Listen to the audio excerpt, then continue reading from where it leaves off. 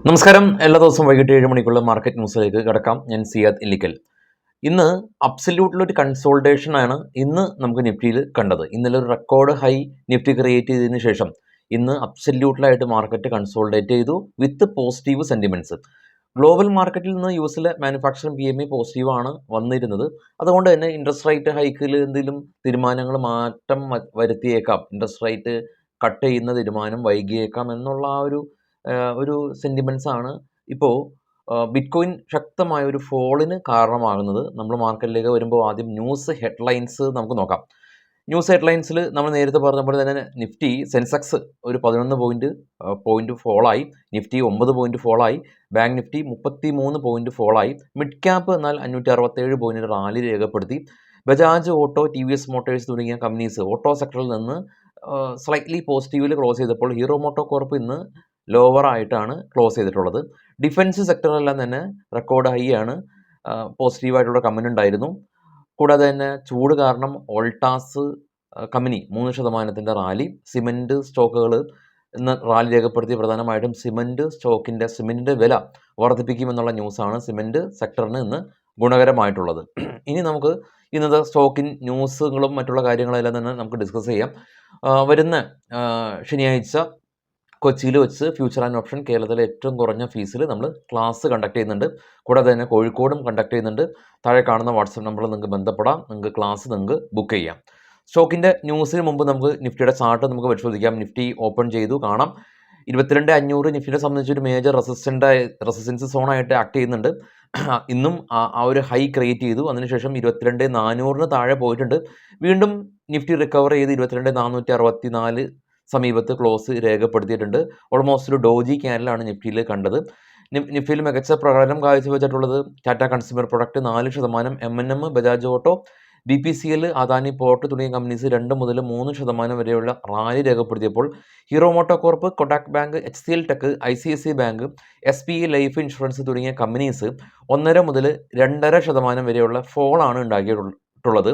Global market നമുക്ക് വേഗം നോക്കുകയാണെങ്കിൽ ഇന്ന് ഇന്ത്യ വിക്സ് 3.56% ഒരു ഫോൾ ഉണ്ടായി, 11.65. അതിന് മുകളിലുള്ള MOEX റഷ്യൻ മാർക്കറ്റ് ഫ്ലാറ്റാണ്. FTSE ഫ്ലാറ്റ്, CSE 40 ഡാക്സ് നെഗറ്റീവാണ്. Bitcoin 4000 point fall. Dow future നെഗറ്റീവാണ്. അതിന് മുകളിലുള്ള യൂറോപ്യൻ മാർക്കറ്റ്, നിക്കി ജപ്പാൻ മാർക്കറ്റും കൊറിയയും ഫ്ലാറ്റായിരുന്നു. പോസിറ്റീവ്. ചൈന, ഓസ്ട്രേലിയ റെഡിൽ അടച്ചു. ബ്രന്റ് ഓയിൽ 88.68, ഇന്ത്യൻ റുപ്പീസ് ഡോളറിനെതിരെ 83 രൂപ 44 പൈസ. ഗോൾഡ് $2,259 പെർ ഔൺസ് എന്ന നിലയിലാണ് ഗോൾഡ് ഇപ്പോൾ ട്രേഡ് ചെയ്യുന്നത്.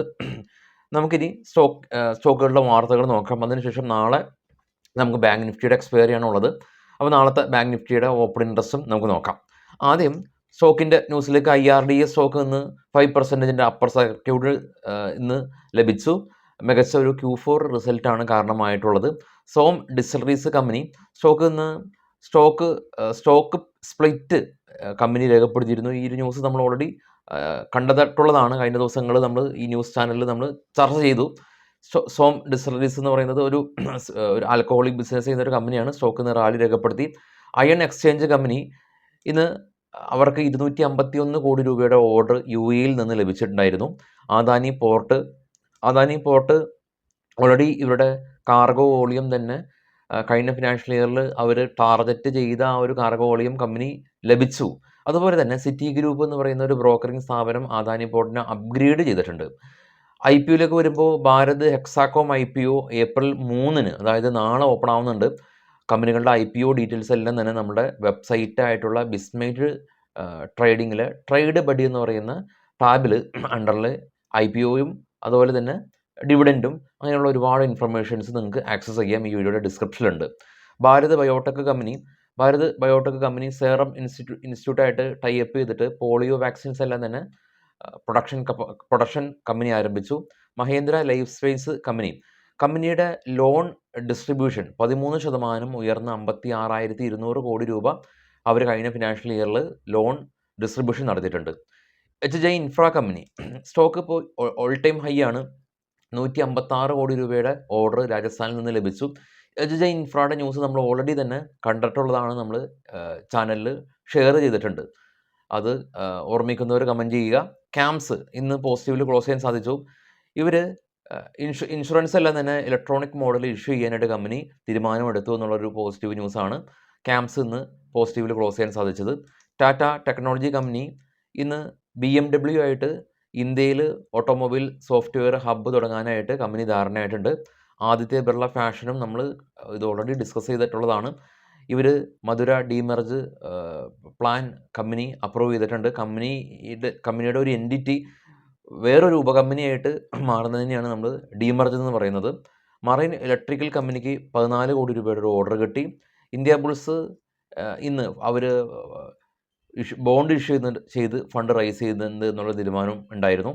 ധനലക്ഷ്മി ബാങ്കിൻ്റെ ഡെപ്പോസിറ്റ് എല്ലാം തന്നെ 13% ഉയർന്നതായിട്ട് കമ്പനി അറിയിച്ചു. അൽപാജിയോ കമ്പനിക്ക് 46 കോടി രൂപയുടെ ഓർഡർ കിട്ടി. പേടിഎം അവരുടെ ലെൻഡിങ് ബിസിനസ് പുതിയ പാർട്ണറായിട്ട് ടൈപ്പ് ചെയ്തിട്ട് കമ്പനി ചെയ്യുന്നു എന്നുള്ള ന്യൂസ് ആണ് ഉള്ളത്.